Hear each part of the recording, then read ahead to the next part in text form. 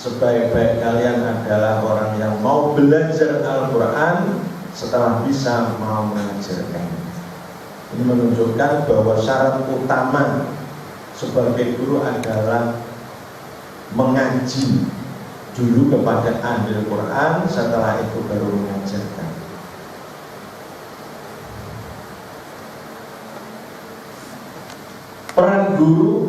Peran guru Al-Quran sangat menentukan.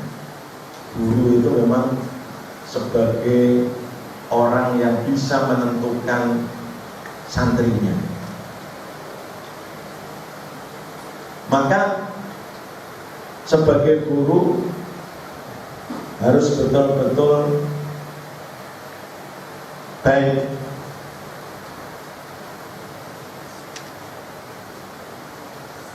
kalau di sini menghiasi diri dengan nilai-nilai Quran, artinya akhlakul karimah. Jadi guru ini harus berakhlak yang mulia, karena guru itu yang harus bisa digugu dan ditiru. Digugu ucapannya, jadi jangan sampai mengucapkan tapi dirinya sendiri tidak menjalankan. Dan ditiru, ini adalah akhlaknya atau gerak-geriknya ini akan ditiru oleh santri. Maka supaya baik selalu adalah di samping akhlakul karimah, membekali diri dengan wawasan keguruan. Apa kewajiban guru itu? Apa yang harus dijalankan oleh guru? Apa tugas guru ini harus betul-betul dimengerti.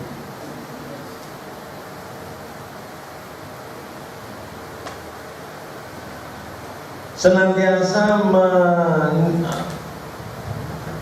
meniatkan seluruh aktivitas untuk semata-mata mengharapkan ridho Allah. Jadi kita mengajar ini harus niatnya hanya karena Allah, artinya ikhlas. Ikhlas ini memang suatu yang sangat penting ya. Karena yang menentukan amal kita diterima atau tidak ini adalah keikhlasan. Jadi ikhlas ini artinya kita beramal ini hanya karena Allah, tidak karena siapa-siapa dan tidak karena apa-apa. Tujuannya hanya Allah. Mau apa? Mengharapkan ridhonya Allah. Jadi ada siapa-siapa maupun tidak ada pengawas maupun tidak ada pengawas, ada kiai atau tidak ada kiainya, tetap mengajarnya baik, tetap akhlaknya baik. Jadi kalau baru ada kiainya bingkul tenanan, wanteng, tapi begitu tidak ada kiainya, tidak ada pengawasannya, gembian. Nah, ini namanya kurang ikhlas. Ada sesuatu maupun tidak ada sesuatu, ada bisyarahnya maupun tidak ada, sedikit maupun banyak, ini tidak menjadi tujuan. Tidak kalau amplopnya tebal itu kemudian mengajarnya rajin, disiplin, giliran telat atau tidak ada seenaknya sendiri. Ini ukuran kita untuk beramal itu adalah niat yang ikhlas. Sehingga di dalam hadis diterangkan, innallaha la yaqbalu minal amali illa ma kana lahu khalisan wa butughiya bihi wajh. Sesungguhnya Allah tidak akan menerima amal apa saja kecuali yang murni karena Allah dan mengharapkan ridhonya. Ini yang menjadi pegangan dan dipegang erat-erat. Ini adalah keikhlasan. Jadi kamu mengajar, kamu beramal apa saja, bersedekah maupun sholat maupun puasa, kalau tidak niatnya karena Allah, tidak karena Allah, ikhlas karena Allah, ya tidak akan diterima oleh Allah. Tiwas kangelan, ya, membuang energi. Jadi jangan sampai kita puasa ini karena supaya pacarnya mau cinta, jangan sampai. Tapi betul-betul karena Allah. Nah, ngatur hati itu memang berat, memang berat. Tapi walaupun berat harus kita kerjakan dan harus kita lakukan. Sebab dengan keikhlasan ini akan menimbulkan barokah yang sering diterangkan oleh Kiai Haji Ulil. Man akhlasa lillahi al-amala wa lam yanwi bi muqabilan dhahara asar barakati alaihi wa ala aqibihi la yaumul qiyamah. Orang yang mengamalkan keikhlasan, amal dengan keikhlasan dan tidak mengharapkan imbalan, ini akan kelihatan asar atau pengaruh barokahnya orang tadi. Nanti akan berpengaruh orang tadi itu, baik di dirinya maupun di keluarganya maupun di muridnya, ini akan berpengaruh. Maka harus kita tata hati kita harus ikhlas. Mulai dari sekarang kamu belajar juga, ini harus ditujukan hanya karena Allah.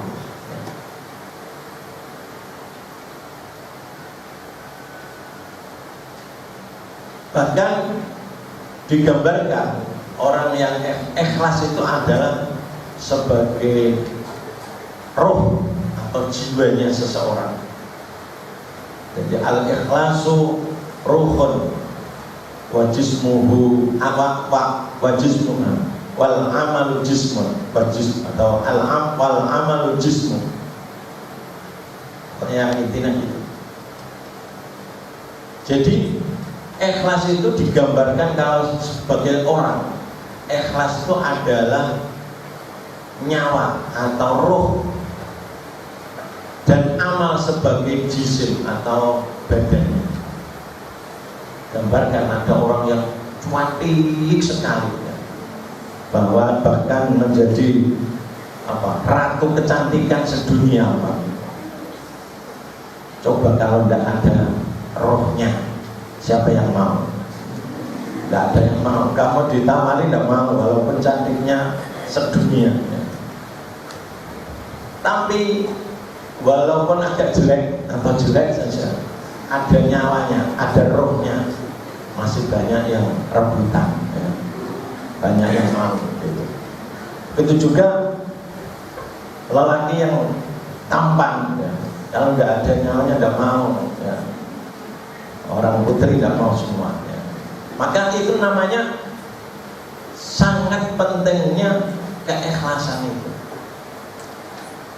Gambaran ini itu sebagai, kalau kita beramal tanpa ikhlas itu berarti sama dengan bangkai. Amalnya sama dengan bangkai. Coba kalau bangkai kamu berikan orang, ayam yang terlindas mobil, kamu diberikan kamu tidak mau, ya. Tidak mau, kecuali orang-orang yang memakan bangkai, bahkan akan marah kalau diberi bangkai. Nah, Allah juga begitu. Kalau Allah kamu berikan amal tanpa ikhlas, sama dengan kamu memberikan bangkai kepada Allah, tentu akan marah Allah. Seorang guru hendaknya orang yang tidak hanya mampu memahami fenomena, tetapi juga mampu memahami nomina. Artinya tidak hanya kita memahami secara dohirnya, tapi batinnya juga kita harus tahu. Utamanya yang merawat anak-anak, harus kita mempelajari jiwa anak-anak, harus kita bisa menyelamnya anak-anak, tapi tidak dohirnya saja, tapi harus batinnya ini juga dijaga. Jangan sampai perasaan anak ini didonkan, tapi harus dijaga supaya selalu terhormat. Ini sudah mulai kelas sudah ada di sini.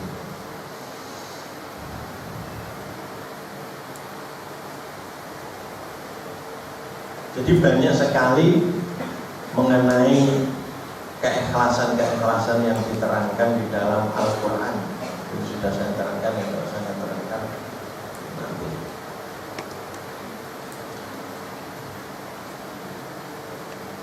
Kemudian yang penting perlu dipahami oleh guru adalah menguasai materi pelajaran. Guru harus lebih pandai daripada santrinya.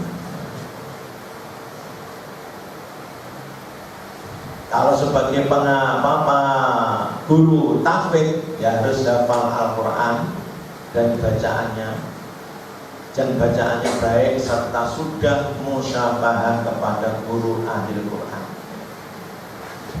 Jadi kalau yang diajarkan itu tahfidzul Quran, saya yakin kalau kalian sudah musyabahah semua. Tapi mungkin ada yang belum khatam. Ini kalau bisa ya dihatamkan. Jangan hanya mengajar saja, tapi Qurannya dihatamkan dulu. Ya, walaupun ngajinya tidak bisa setiap hari, ya pokoknya kita hatamkan dulu kepada guru yang ahli Quran. Musyabahah artinya adalah sudah menyimakkan bacaan Al-Quran atau membaca Al-Quran di hadapan guru. Ahli Quran yang dimaksud adalah guru yang sudah musyabahah kepada gurunya, gurunya kepada gurunya, begitu seterusnya sampai ada sanad sampai Rasulullah Shallallahu Alaihi Wasallam. Jadi kalau kita sudah berguru kepada guru yang ahli Quran, itu berarti sudah punya sanad. Punya sanad itu tidak harus tertulis.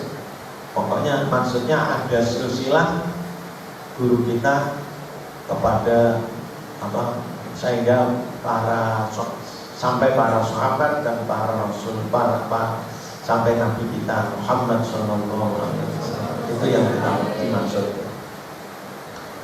Walaupun tidak punya tulisan sanad, tapi dia sudah mengaji, itu yang dimaksud adalah itu.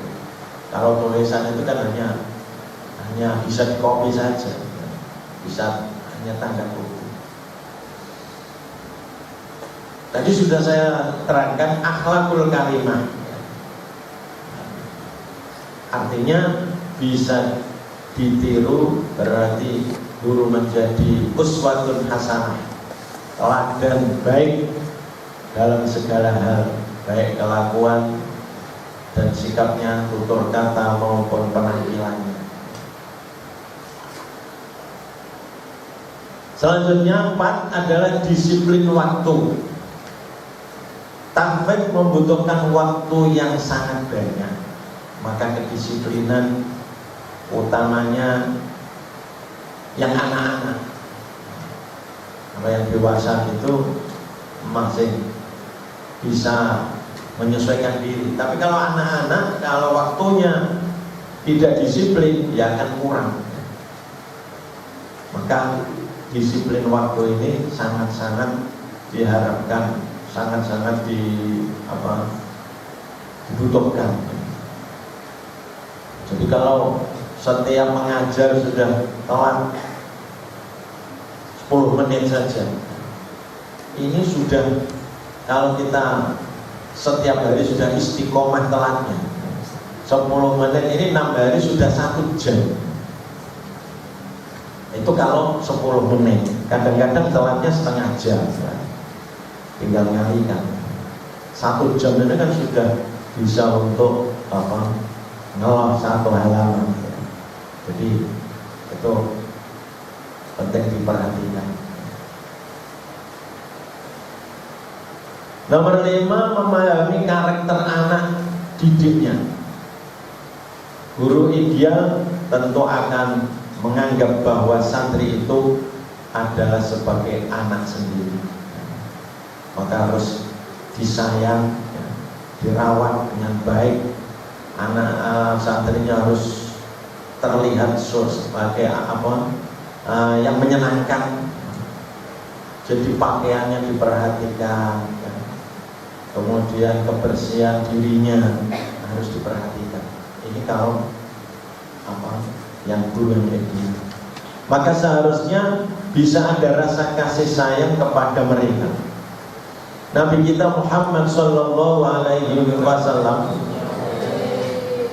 bersama sahabatnya bagaikan orang tua dan anaknya. Ini hadisnya. Innama ana lakum masalul walidi liwaladihi wa 'allimukum idza ataitumul ghaita wala tastaqbilul qiblata wala tastadbiruha. Sesungguhnya saya terhadap kamu seperti orang tua kepada anaknya. Ini Nabi terhadap sahabatnya, terhadap muridnya. Saya mengajari kamu, jika kamu mendatangi hajat, maka jangan menghadap ke kiblat dan jangan membelakang. Sehingga cara qadil hajat saja diterangkan.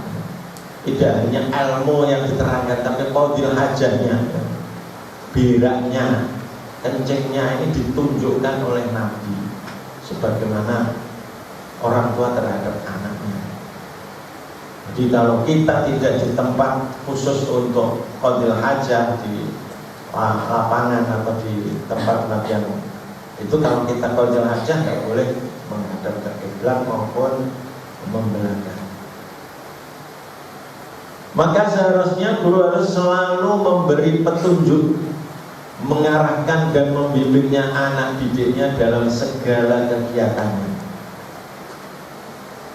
Jadi jangan bosan-bosan. Apalagi anak-anak, yang dewasa saja ditunjukkan, diperintah atau sudah ditegur sekali saja masih mengulangi lagi, apalagi anak-anak. Di antaranya yang harus kita tunjukkan cara mengaji kepada guru. Ketika maju pada guru untuk store harus diarahkan sebagai berikut: sopan santun dan rasa hormat terhadap guru. Menghadap guru jangan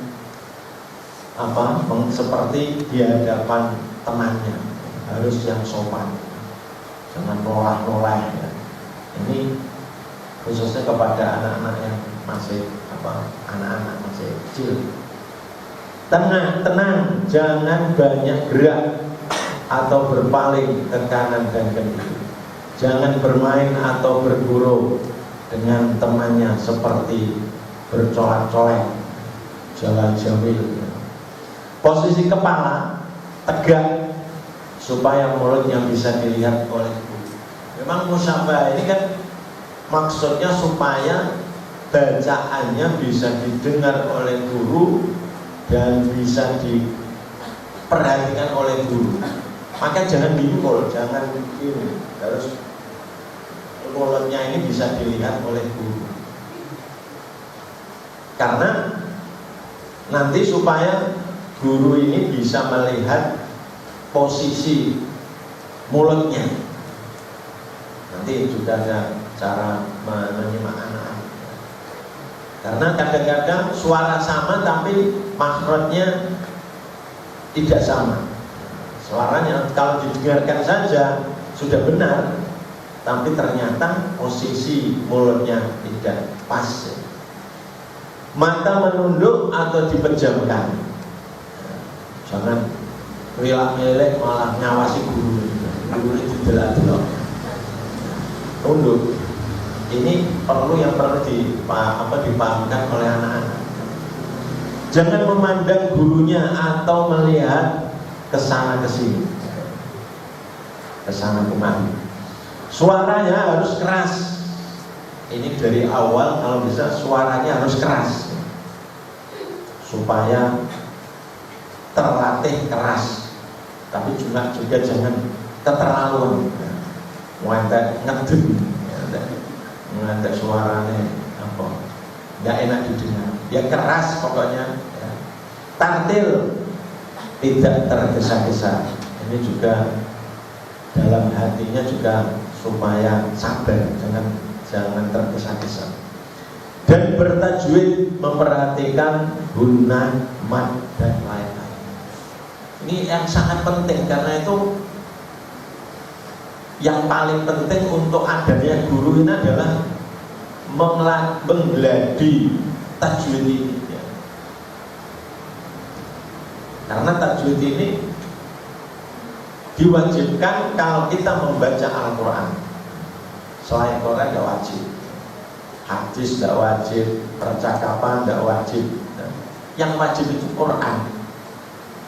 Tidak usah Muhammad itu tidak wajib. Malah kadang-kadang ditertawai orang. Ya. Tapi kalau ngaji malah tidak dengung. Ini yang perlu diperhatikan.